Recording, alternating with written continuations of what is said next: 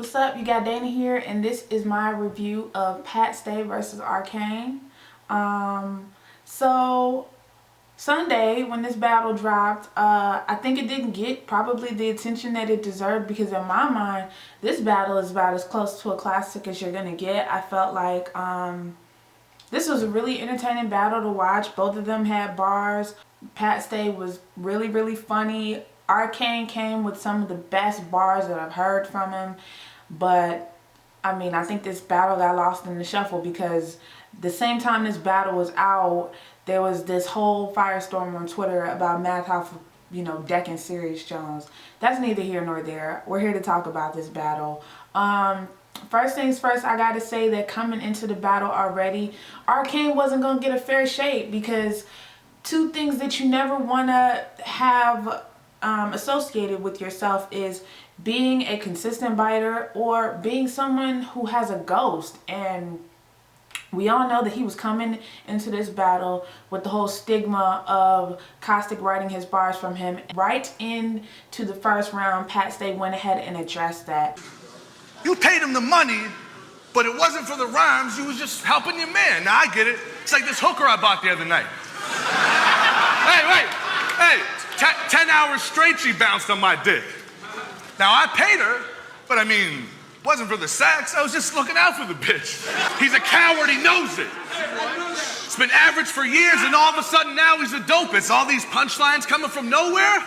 Shit was obvious. How did we notice? His own boy told me he's had a team of writers for half his opponents. So at the end of the day, yeah, shit's dope, but how do we know who actually wrote it? Pat Stay's first round was a great first round. I think he spent way too much time roasting Caustic. Like, we get it.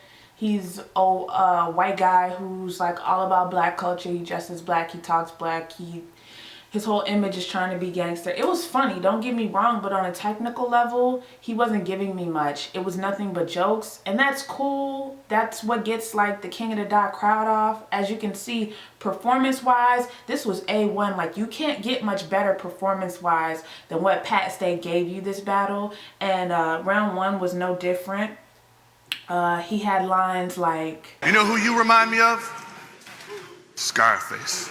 You know how he got here? Car chase.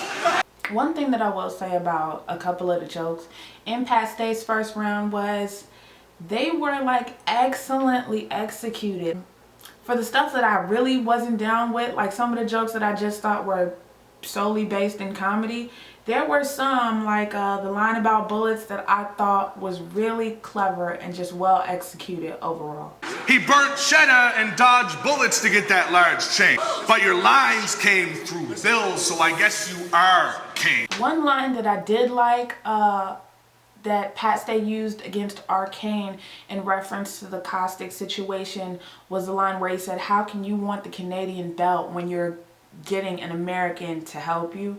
I thought that was clever. I really didn't care for the whole Kane, because he doesn't stand a chance on his own. Like I said, it was performed well, so it was really received well in the building. Wasn't really all that clever to me. Overall though, I'd say for Pat Stay's first round, it was a pretty strong first round. I feel like on a technical level there wasn't much there, but performance wise he gave you everything that you needed. There were some bars intermixed in there. The majority of it was jokes. So we get into Arcane's first round. Straight out the gate, he's pretty much on the defensive, letting you know what the situation was with Caustic. I already proved in that whole tournament all my weapons is lethal, and all Caustic proved is he's a desperate, deceitful, treacherous weasel.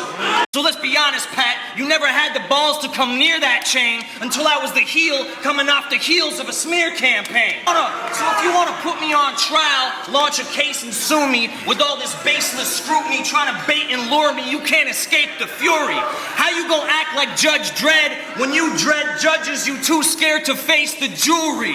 He did such an excellent job of using wordplay to explain the entire situation. I feel like if you are going to be utilizing personals in a battle, that it is very important that you tell the story and you use technical aspects to tell your story.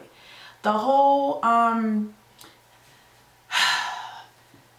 I feel like the entire time that Arcane used his personals, like, okay, prime example, he obviously had to defend himself against the allegations of him having a ghostwriter.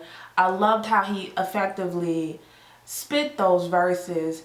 And then when he addressed the fact that Pat Stay's a rapper who doesn't like comp, that chess scheme was crazy. So why is this sucker trying to claim he a boss when all you do is promo battles because you scared of taking a loss? This a chess game. Y'all just pawns in the rest of my scheme. Your white knight can only take the L. If you check what I mean, we all seen him make crooked moves, dodging bishop, trying to get to the king. I really like that. Once I had heard that shit, I gave Arcane the round because I just felt on a technical level he gave me more. If you're still stuck on the whole thing about him being a biter, then that won't move you, and you're coming into this already biased. But I really feel like Arcane gave you 2 strong rounds, round 1 and round 2. Meanwhile, Pat Stay gave you jokes, roasting session for a good bit, and then he would end every single round, you know, with bars. Yo, chill. I'll make this easy to figure out. You're old, you have no image, you're not marketable, and you'll always be that hard-working dude that nobody gives a shit about. And excuse me for this angle, but it's kind of fucked up. Because you a slave to that chain, bro. I know, that's fucked up, but that's what boggles my brain, though.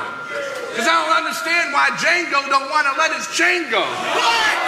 And it didn't really work for me in that sense because you spent so much time in that realm of personals that the entire round in my mind should have been mostly aimed at Arcane at that point. You can't go from personals to I'm gonna show you how good I can rap. Here I go, I'm flowing. I figured only for fun, fuck it.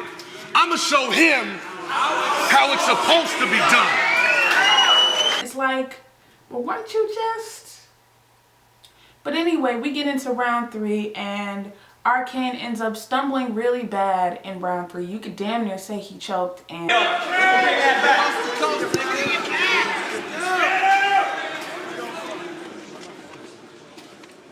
Yo.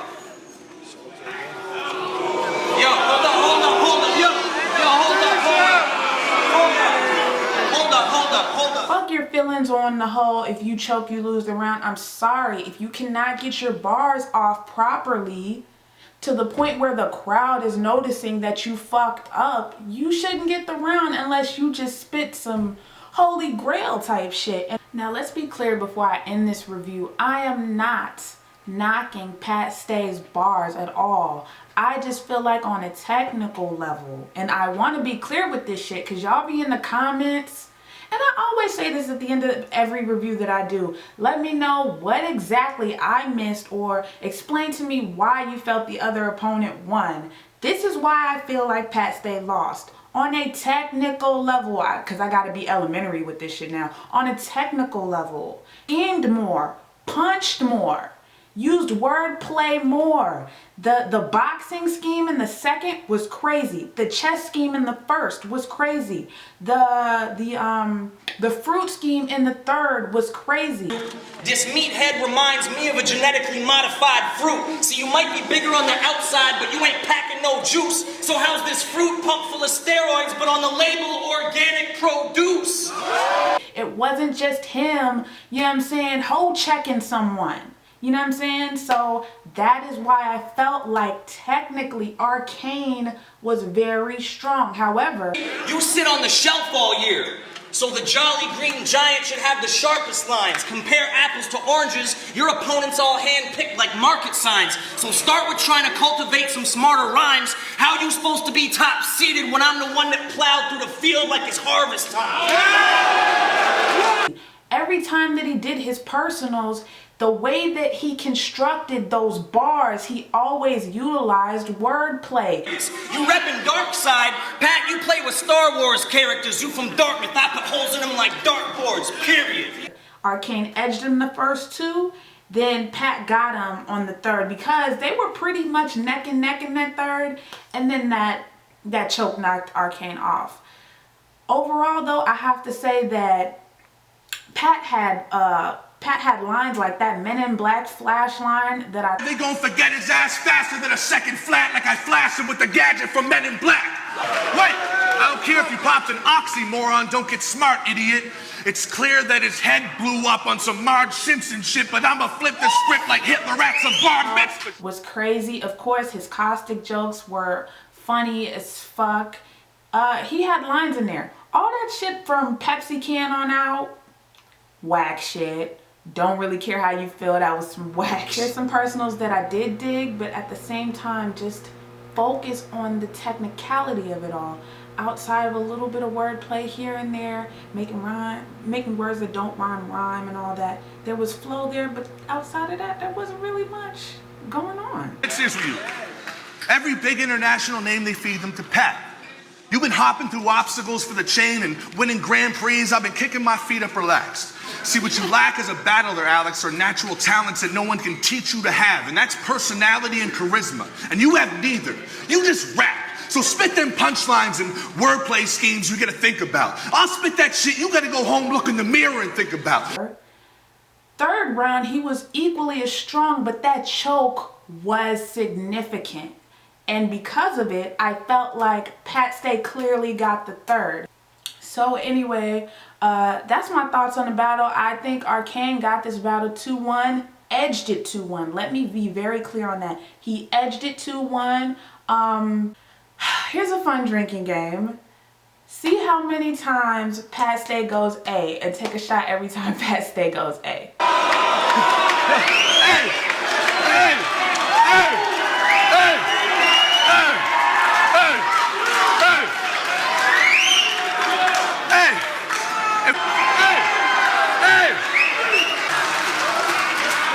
What your thoughts are on the battle down in the comment section below. Do you feel like Arcane should stop rapping because he got outed with a ghost? Do you feel like all should be forgiven? Me personally, I feel like if they're still gonna allow him to compete, it's something that people can rap about. By all means, rap about it. But if people are gonna have a bias against him because of a ghost and he's still competitive, you're totally missing like the point here. I feel like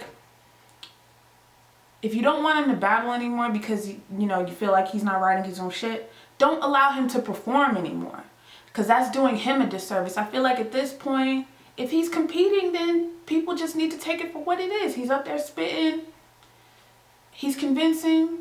Let that just be that. I don't think it's that deep. I mean, shit, they let John the Don rock, and they let John the Don rock. They let so many people in URL and other battle leagues rock that have been accused of not being the most original people. Calico even has been accused of that. And that shit, it's water under the bridge on other leagues. So I don't feel like they should crucify Arcane for that coming out. Obviously, this is something he's not going to live down overnight.